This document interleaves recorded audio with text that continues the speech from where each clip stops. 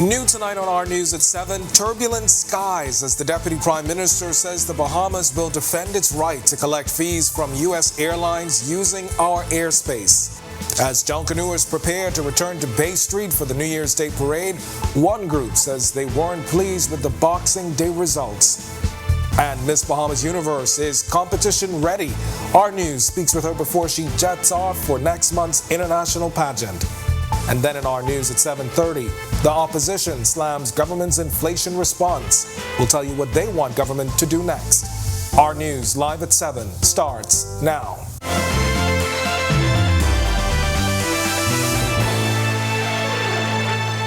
Welcome to Our News Live at 7. Thanks for joining us tonight. I'm Kendino Knowles. The Deputy Prime Minister is on the defense tonight after 8 United States airlines filed a complaint about overflight fees. The DPM is calling it a misunderstanding, adding that he doesn't anticipate any fallout in the near future.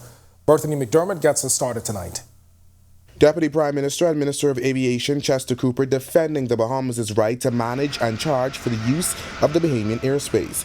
His comments come after 8 U.S. airlines filed joint complaints to the U.S. Department of Transportation, citing unjust, discriminatory, anti-competitive, and unreasonable airspace charges by the Bahamas. We maintain that there was consultation in the rollout of the overflight charging system.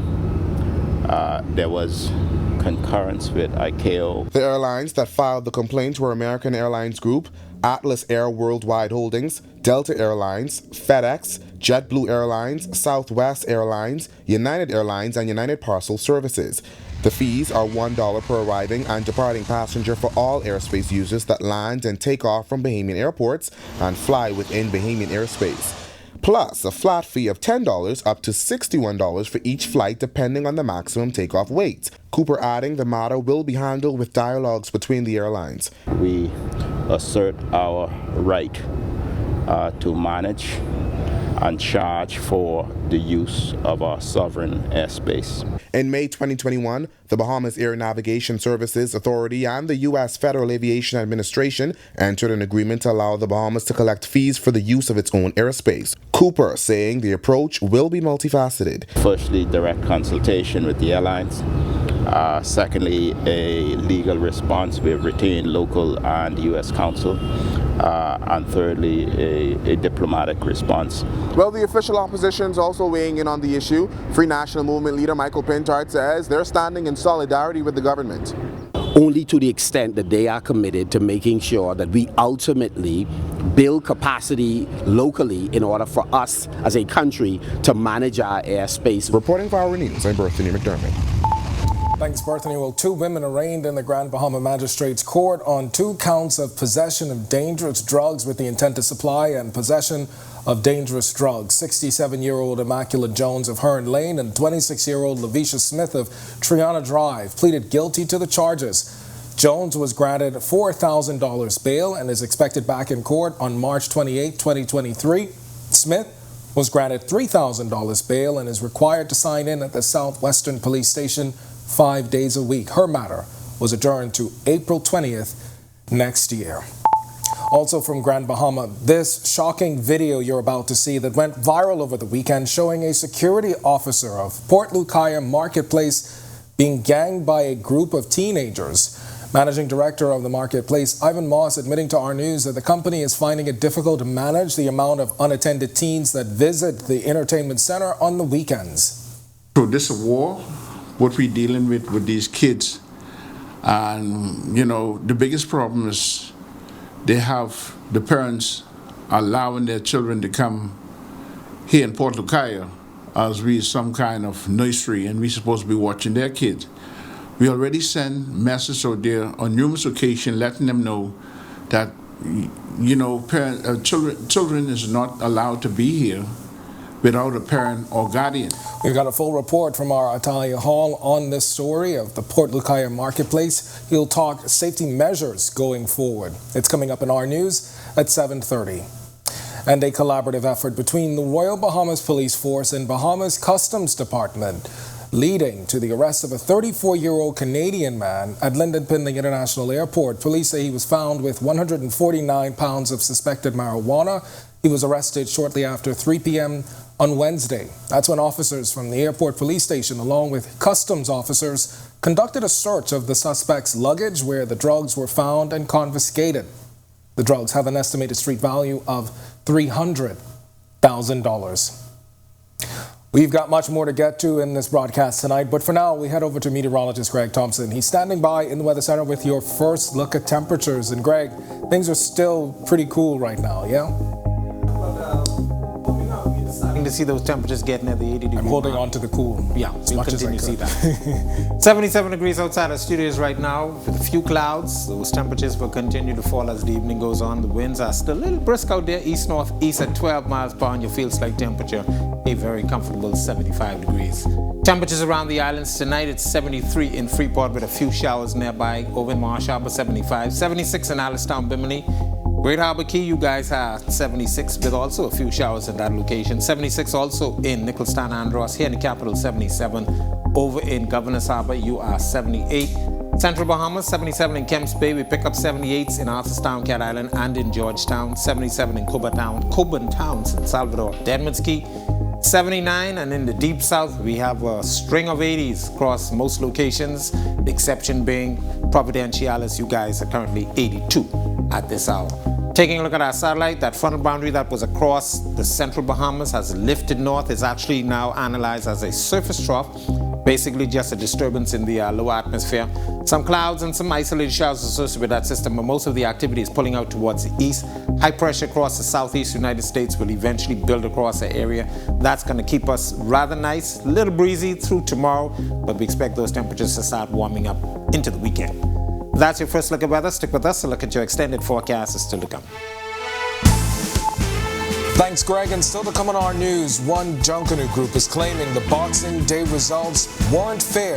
The story straight ahead. And Miss Bahamas Universe has her eyes on the crown as she makes her way to New Orleans for the Miss Universe pageant. And an annual event makes a return to help you ring in the new year. It's all coming up when Our News returns.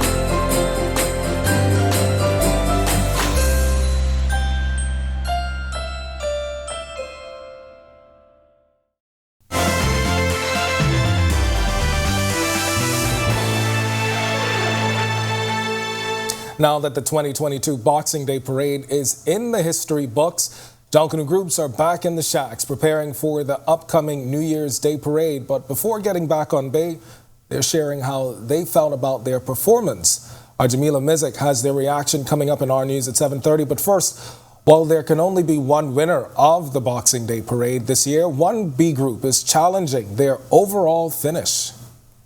The Redland Soldiers were hoping to dominate the B category in this year's Boxing Day Parade, but unfortunately they came up short, landing a 7th place overall finish, and that's not sitting well with the group. No way in the world Redland supposed to come 7th. You know, we was complete from back to front, and it was a no penalty parade, so how you could pick a penalty? I don't understand that yet, you know. They need to change the judging system. Something right up in there. Man, listen, there's plenty of time, you know, we come 3rd and 2nd and 4th. We know it was softening, but this one, yeah, no, you can't rob us of that. While they are pleased with their performance displayed in this year's parade, they say the results were discouraging, and they're looking to be judged fairly moving forward. We just need the judges them to see us. We just need to be seen. And then, you know, we're not trying to take them from the colors or the other group, the Congos. We're not taking them from them. But just see us. We are a small group trying to make something happen, but you keep on not even looking our way.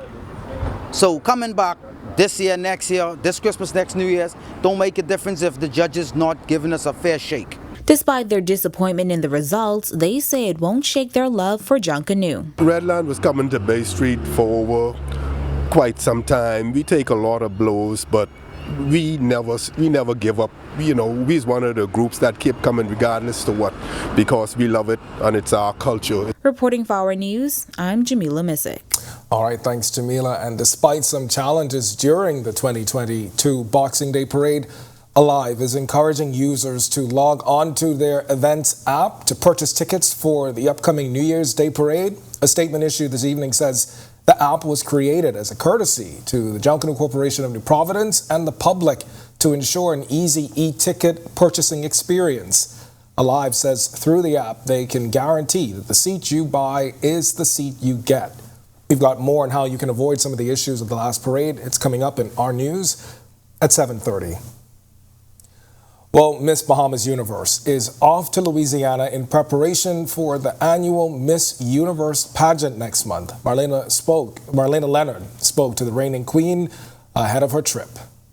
Every year, millions of viewers tune into the coverage of the Miss Universe pageant finals to see the glitz, glamour, and brains of some of the world's most beautiful women. Angel Cartwright is the current Miss Bahamas Universe and says the chance to compete is a dream she has chased for a decade. I would have served my country as Miss Teen Bahamas International in 2013, and I placed top 10 for the first time. So for me, the stakes are so high to have always wanted to compete at Miss Universe. Her platform, There's No Planet B, takes one of the Bahamas' most pressing issues head-on, the importance of battling climate change. We are working on several projects throughout the Bahamas to restore our coral reefs and to prevent climate change. So for many of you, a lot of us have been affected by Hurricane Dorian, and the importance and relevance of our coral reefs to our islands is that they diminish the storm surges as they come to prevent flooding.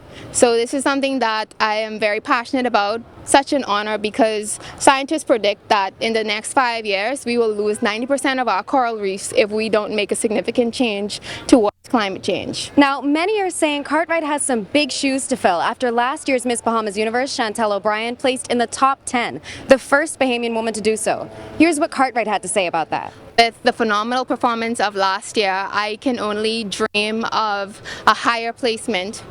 This is such a dream come true. As a little girl, so many women compete for this honor, and it's a once-in-a-lifetime opportunity. I have done everything that I possibly can to do my best to represent my country, and I only ask for love, support, and kindness going forward. You can tune in to support our reigning Miss Bahamas Universe, Angel Cartwright, on January 14th. Reporting for Our News, I'm Marlena Leonard.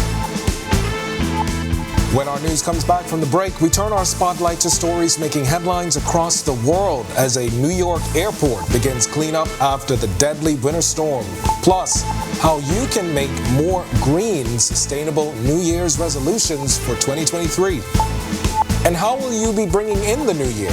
An annual event makes a return in time for 2023. We've got the details when our news returns.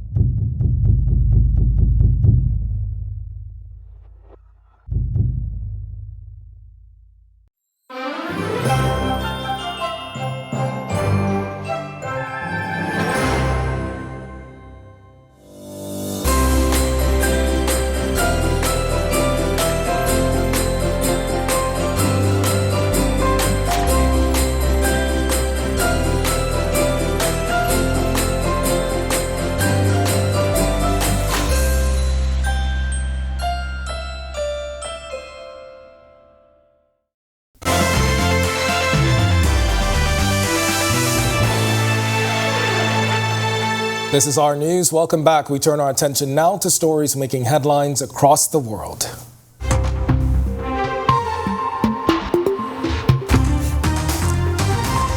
Cementing Benjamin Netanyahu's comeback as Israel's premier, his hard-right Israeli government was sworn in today, aiming to expand Jewish settlements in the occupied West Bank. The Netanyahu cabinet is also pursuing other policies that have stroked criticisms at home and abroad.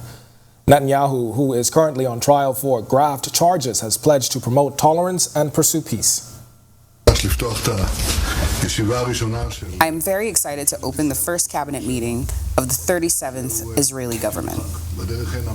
It's really a day to celebrate. On the way here from Knesset, I was able to meet a great number of citizens, and they are all smiling, and they're joyful, and they're happy. They are happy, first and foremost, because we returned. They are happy because we formed a government. They are happy because we returned stability. And they are happy because we are sure that we will work together for the benefit of every Israeli citizen. Italian Prime Minister Giorgia Meloni urging the European Union to follow its lead on imposing mandatory COVID tests for all passengers flying in from China. But other members say they saw no need to do so for now or were waiting for a common stance across the EU. EU health officials could not agree on one course of action when they held talks this morning. In Italy, until now, the incidence of COVID was falling. It was absolutely under control. And then, now, there is this situation brought about by what happened in China. And we acted immediately. And we acted immediately in a manner consistent with what we had asked to do in the past.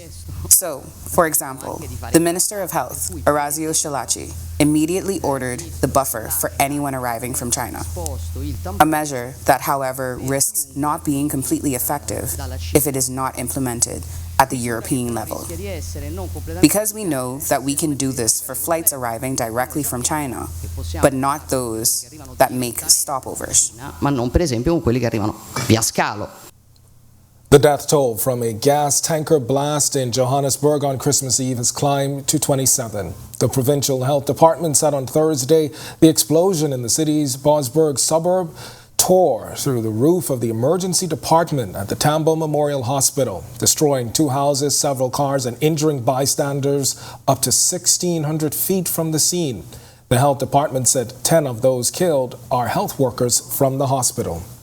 And finally, workers cleaning up the Buffalo Niagara International Airport days after a deadly Christmas blizzard buried New York's second largest city in blinding snow. Several snowplows were seen shoveling snow from the airport tarmac as aerial footage filmed on board an aircraft showed the Buffalo landscape covered in white. As the storm's remnants tapers off, the National Weather Center reporting that Buffalo, which was ground zero of the storm, had received more than 4.5 feet of snow since late last week. All right, well, Christmas presents have been delivered and opened. Now we are just days away from 2023 and day one of our New Year's resolutions. But before you make the commitment, ask yourself, is this sustainable? It's a question that you can answer in more than one way. Here's tonight's Sustainability First report with Christina Dragovich. Bahamas First, putting sustainability first for our people and our environment. What's first for you and the planet comes first for us.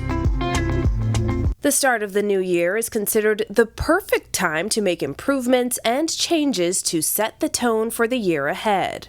One place to start for a more sustainable life is in the kitchen. Do you have a paper towel problem? Consider ditching the disposables in favor of cloth that can be easily washed and reused. Think twice before you tear away at the roll. And are containers piling up in your fridge or cupboard? Plastic tubs and bins may have once been a more eco-friendly option, but studies have linked plastic food containers, especially ones used to reheat food, to harmful chemicals that can end up inside your body. You may want to double-check the plastics you currently have and get rid of any that are cloudy or badly worn. The alternative? Glass storage containers for those foods that may be stored and reheated, and stainless steel for packing and transporting food. And if your beverage of choice comes in a can, consider how far that can go. From the home to the office, Cans for Kids Recycling Initiative is something you can get behind to ensure those cans don't end up in the landfill. Consider bringing the initiative to work. Businesses like Bahamas First introduced the initiative to some offices to recycle the cans and donated the redemption money to the Stapleton School. Reporting for Our News, I'm Christina Dragovich.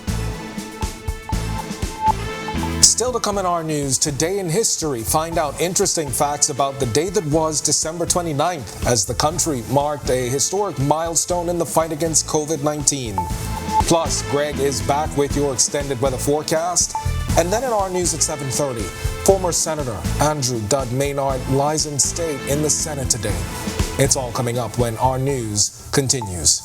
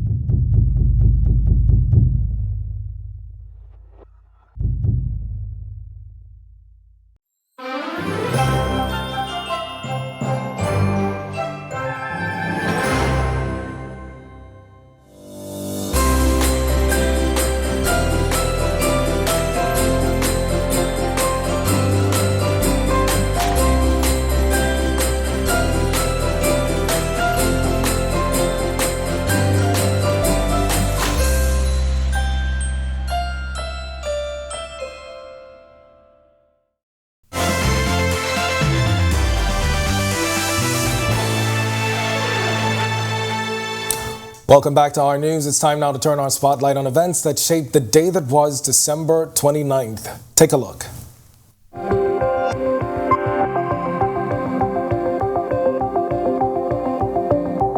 On this day in Bahamian history in 2019, Junkanoo groups were preparing for the 2020 New Year's Day parade. It was the last in-person parade before the onset of the COVID-19 pandemic. Members of various Junkanoo groups had their sights set on the New Year's Day title of 2020, but the Valley Boys were named the unofficial winners of that parade.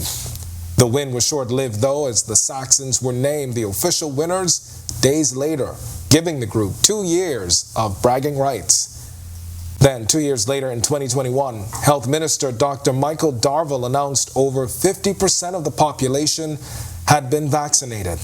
At the time, he said just over 154,000 Bahamians and residents had gotten a first and second dose.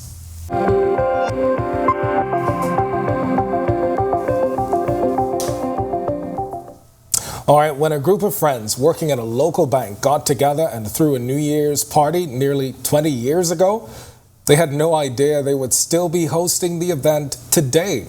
Gene Joseph chats with two of the men behind the annual corporation New Year's Eve party.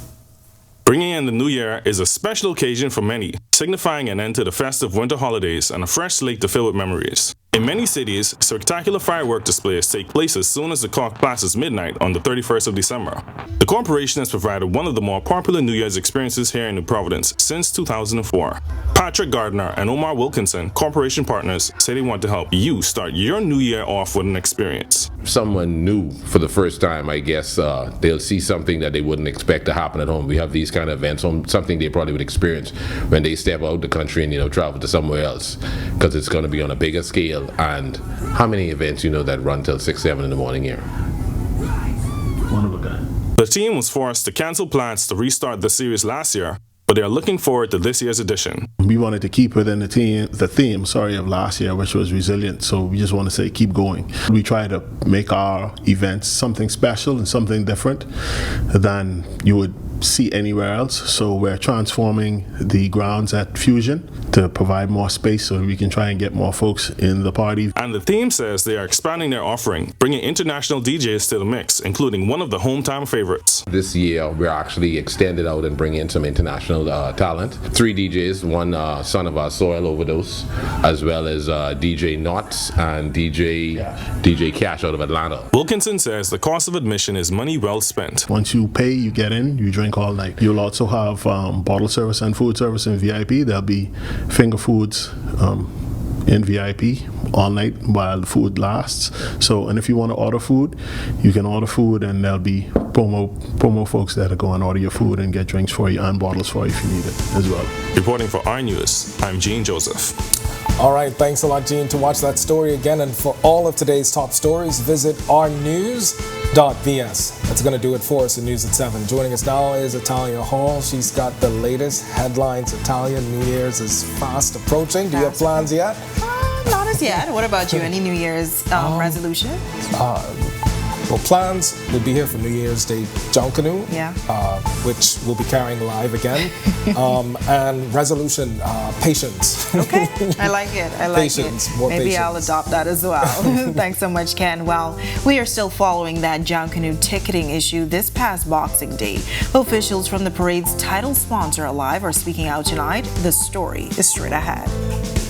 First on Our News Live at 7:30, the issue of unattended minors at the Port Lacaya Marketplace on Grand Bahama coming to light after a security officer was allegedly attacked by a group of teens. Plus, the government's approach to inflation may be too broad. That's according to the opposition, as it supports calls for the government to take a more targeted response.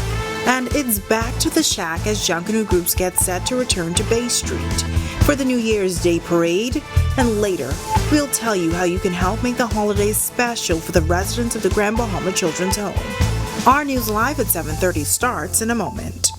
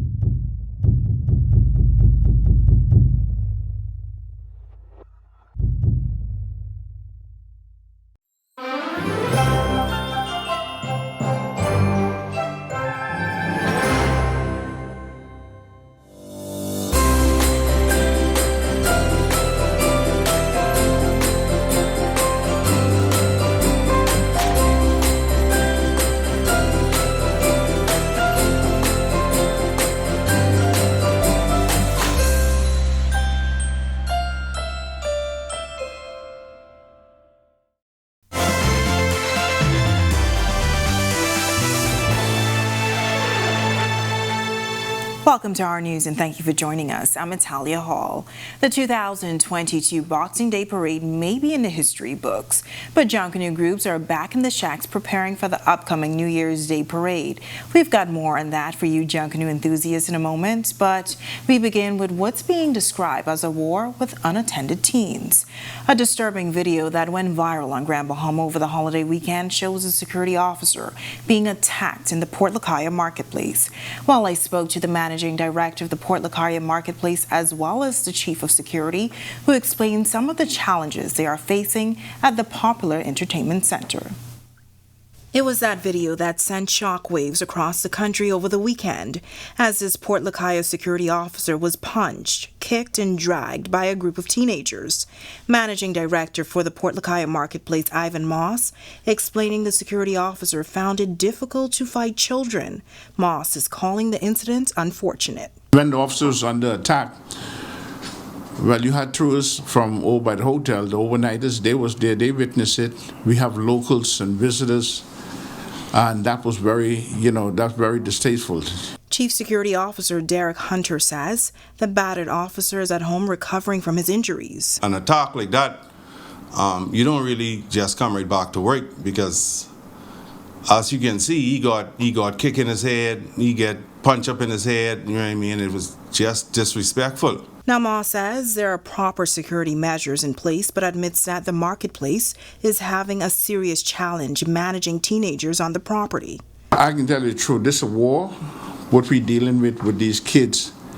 And, you know, the biggest problem is they have the parents allowing their children to come here in Port Lucaya as we some kind of nursery, and we're supposed to be watching their kids.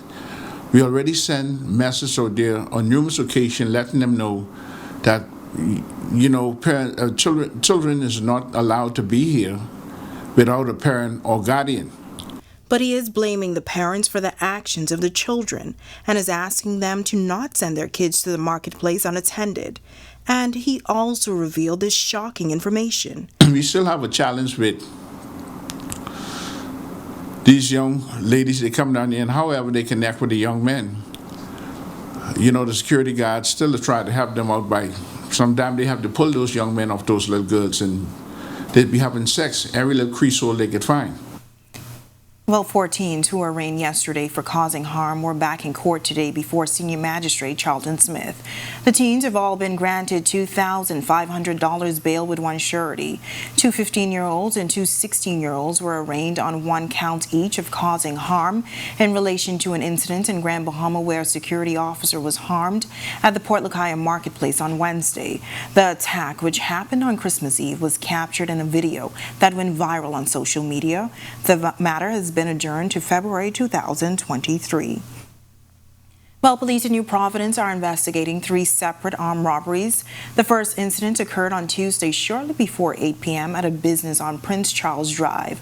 That's when a man armed with a handgun robbed a woman of her handbag before escaping in a black Nissan Note. The second incident reportedly happened 17 hours later at a business in the Coral Harbor area.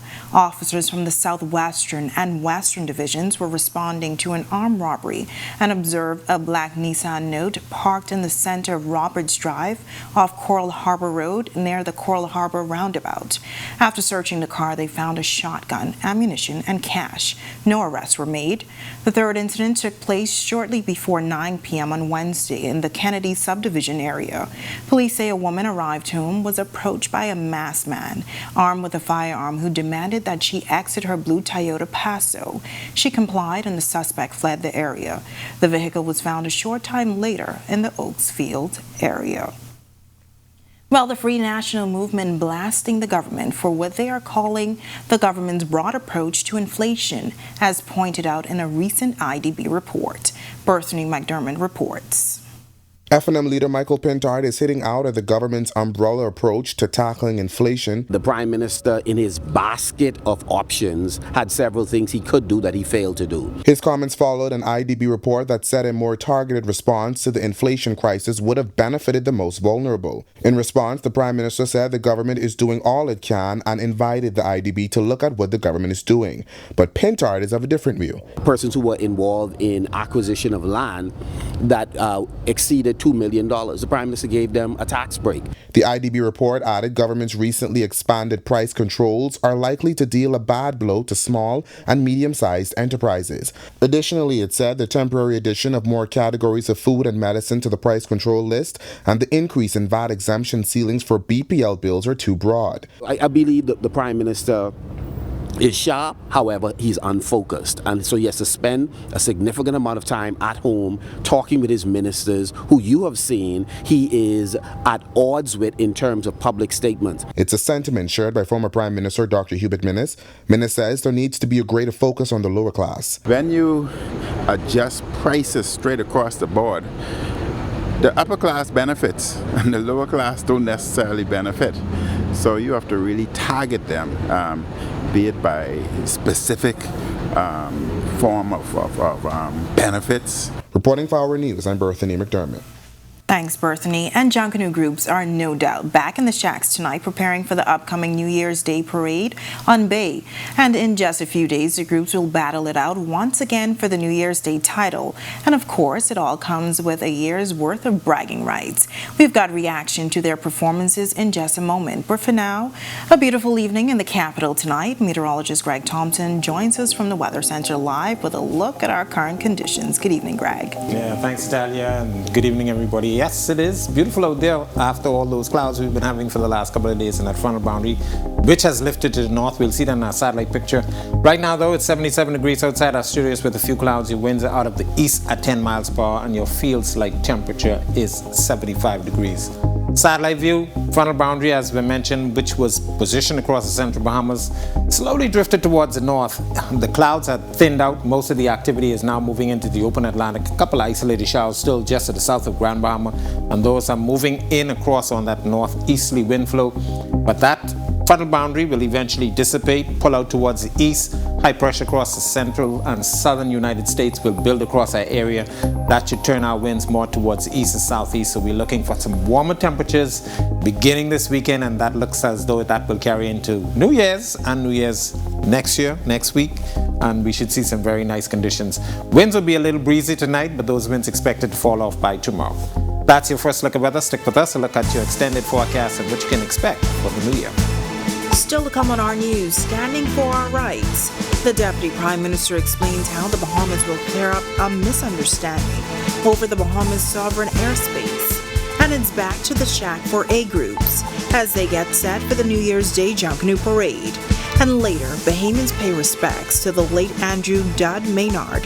That's all coming up when our news returns.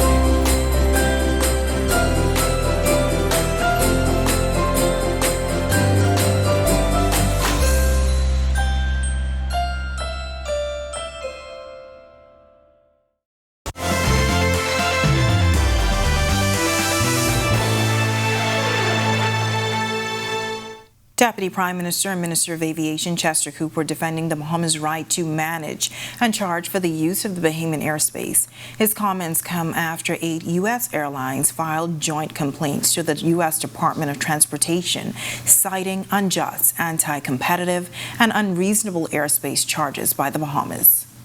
We maintain that there was consultation in the rollout of the overflight charging system.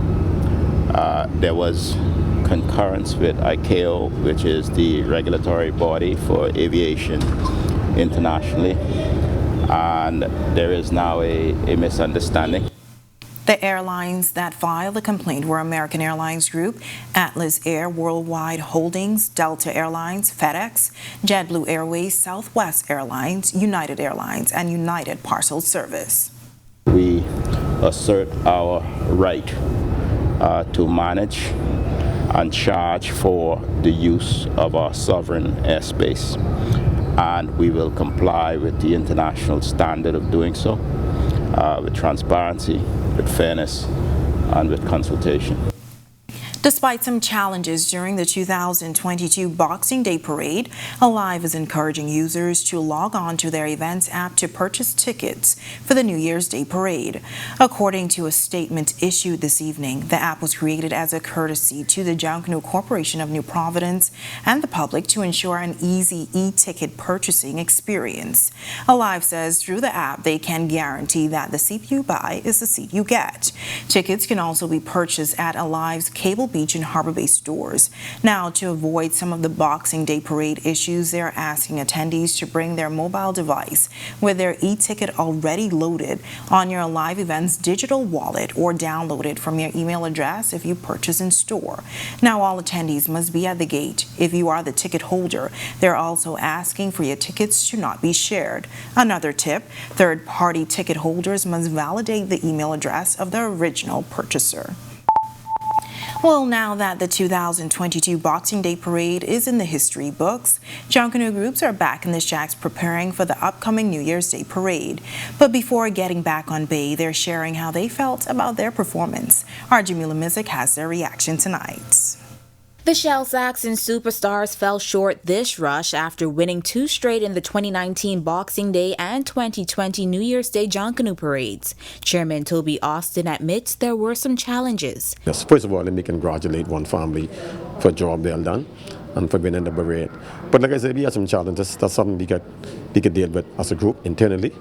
But you need to go there and do your best, and then, let the chips fall where they may. For Boxing Day, the Saxons picked lucky number 1, this time their third out the gate. And I understand the psyche and the number 1, right? And being off for 2 years, you wanted to come and defend your crown, right? But you got to realize the other groups come in to win too. And so if you slip up, like I always tell people, any given morning, if you slip up, if you have a bad lap or whatever, you could get beat, right? That's how competitive it is nowadays. But, a little disappointed because, we really wanted to defend our crown. Rouge Junkanoo Group music director Jay Sargent says he is pleased with their performance, but he admits the forces of nature worked against them. Despite we did not get a W, certainly the W will be coming. And so I am happy for the position in which we are in at this present time. We coming out 5th, so we can be even more stronger. You understand? We put out good music out there, But boy, that was a battle. And this New Year's Day, he's hoping to snag this category. I'm going to win the music this New Year's Day. Yeah, that music is mine. So even if it have to be shared, it be shared. You win Boxing Day and I win New Year's Day. That's equal. So don't look to come tie with us New Year's Day. We don't move like that. We're going to win everything. Reporting for Our News, I'm Jamila Mizik. Parliamentarians past and present signing the book of condolences for former Senator and PLP Chairman Andrew Dud Maynard, who lied in state in the Senate today.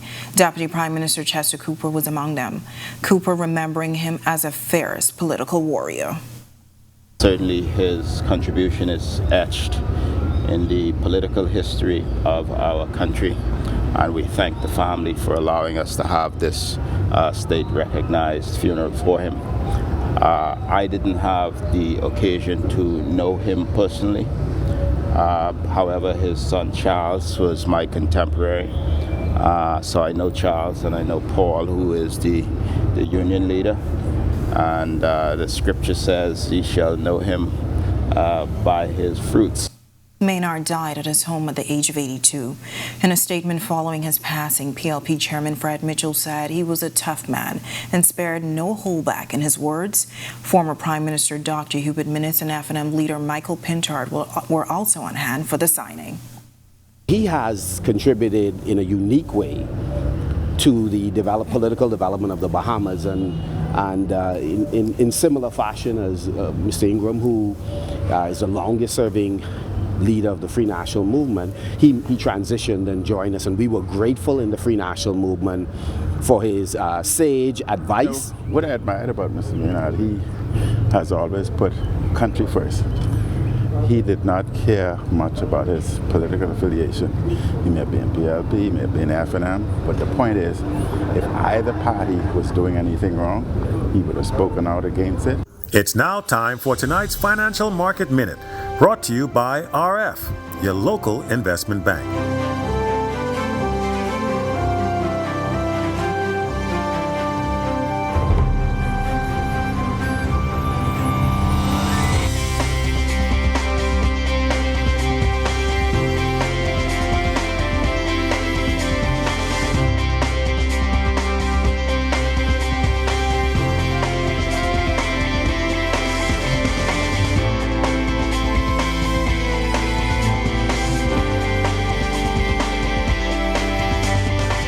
This has been your Financial Market Minute.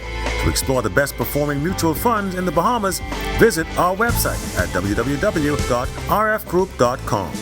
UB Mingo's in action as local basketball play continues at the Air Valley Gym. We'll also tell you how DeAndre Ayton's 30 points not good enough as the Suns take another loss. That's all coming up in sports. And there's nothing like home for the holidays. How a children's home made the season extra special this year. The details when our news continues.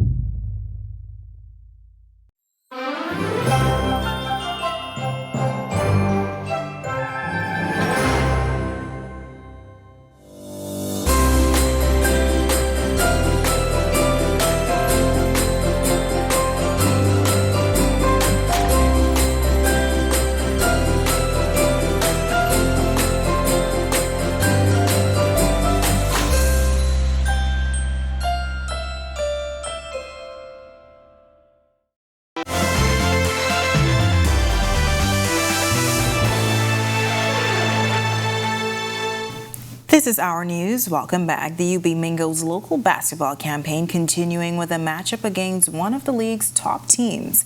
Meanwhile, DeAndre Ayton scores 30 in a tough loss to the Wizards. Here's Marcellus Hall with a check on sports. All right, thanks, Natalia. Welcome to Our Sports, everybody. I'm Marcellus Hall with the New Providence Basketball Association play, currently on hiatus. However, just before that, it was the UB Mingos taking on one of the top teams in the league, the Giants. Take a look and see exactly how they matched up. UB Mingos looking to reverse the team's losing streak. They took on the TMT Giants. First quarter, 8 minutes, 30 seconds into the game. Ricardo Taylor to Equante Edgecombe to Glennison Black for the putback. Black had 12 points and Anderson 8 assists on the night. UB up 8-4. First quarter, Taylor again, this time to Dave Lindsay for 3. Lindsay had 14 points. UB goes up 11-4. Justin Burrows inside with the pass out to Edgecombe. Edgecombe back to Burrows. 2 of his 6 points. Mingos now up 16-12. Now it was Taylor with the rock. He takes it ball by himself through the lane for 2 of his 8 points. UB up 18-14. UB up 22-16. Mingos, though, they fall apart after the first quarter. Giants back in it. They win it 89-73. Meanwhile, to the NBA now as DeAndre Ayton and the Phoenix Suns playing without one of their top players, Devin Booker, last night, and it would show. Wizards getting it done, 127-102. DeAndre Ayton doing all he could, played 36 minutes, finished up with 31 points, 7 rebounds, 3 assists, 2 steals. But as we mentioned, it would come in the losing cause. Suns now back to the drawing board. They try to regroup. They're still one of the top teams in the West, but boy, things starting to get a little bit iffy now as they continue to have those injuries mount up. Their next game comes your way on Friday when they take on the Toronto Raptors. And that is your check on sports for you here on this Thursday. I'm Marcellus Hall. Back to you, Italia. Still ahead on Our News tonight, how the residents of the Grand Bahama Children's Home celebrated their holidays this year and how you can help them have a bright future. And we're not done just yet. Your extended weather forecast is still ahead when Our News returns.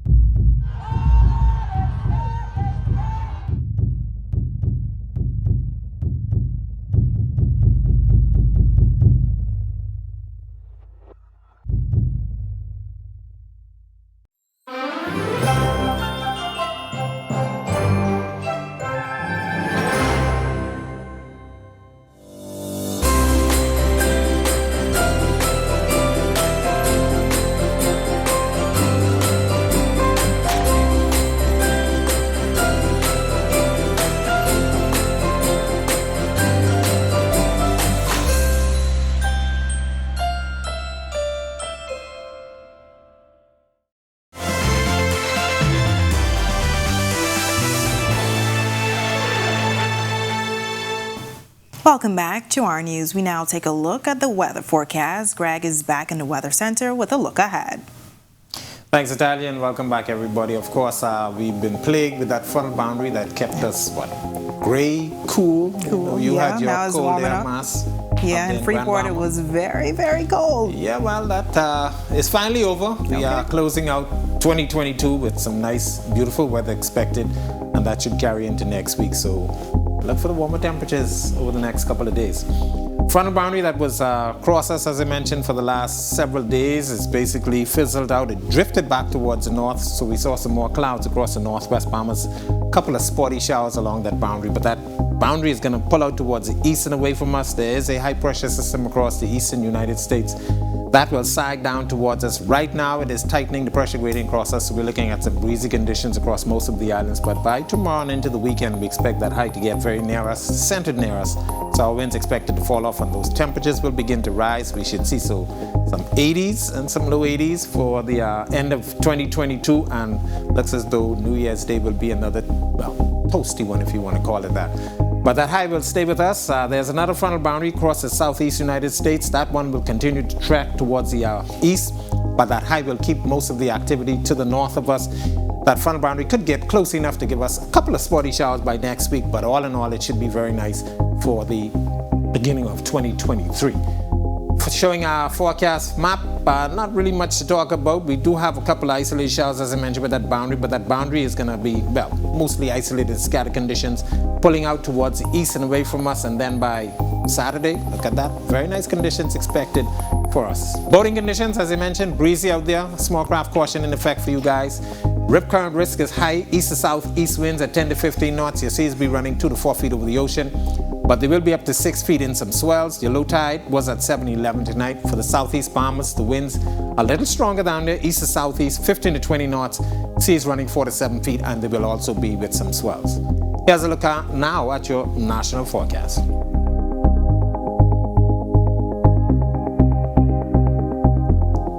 In your extended forecast, one more day of some spotty showers, and then next week and into early part of 2023, temperatures will get near the 80-degree mark, and those nighttime temperatures will be a little bit warmer. That's a look at our weather. Back to you, Italia. Thanks so much, Greg.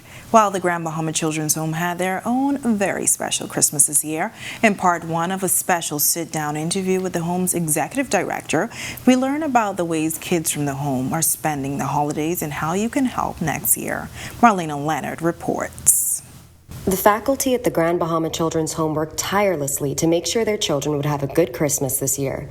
While 8 of the 23 children would be at the home for the holidays, Executive Director of the Grand Bahama Children's Home, June Hutchison, tells us some kids were placed in foster homes for Christmas. There is a understanding with the Department of Social Services that, we want the children to experience what it is to have a Christmas outside the home. And once they go and make that request known to the department, they will try for the 2 weeks of the Christmas holiday, the Christmas and New Year's, to place them with a family once that family has been vetted. It's amazing for the children to be among persons that love them, and another avenue outside the home for them to be a part of. But Hutchison promised the kids who couldn't be placed would still have a fulfilling Christmas. I'm going to try to make sure that every day is Christmas for them. So tonight we're going to go and just drive around and see the different lights so that they can experience that. We'll have a slumber party where they can do the popcorn and the pizza, and each day will be something different for them to enjoy and mark as a memory. Even though they're not in someone else's home, they're here, and we value them and we love them, and we want them to feel that love. At the time of our interview, gifts were still pouring in from the public. The community has been so thoughtful, so generous, so caring, and we are absolutely blessed to be able to have persons to come in and donate. Just today alone, persons bought some food items, which again we need. Persons have bought presents, unexpectedly, or persons will ask, well, what do the children want? And we'll send a wish list of things that they want, and they'll personalize it for the children. So I am just so indebted to everybody in any small way or any grand way that has done anything to assist the children and the home. They will never understand what a difference that makes to the children.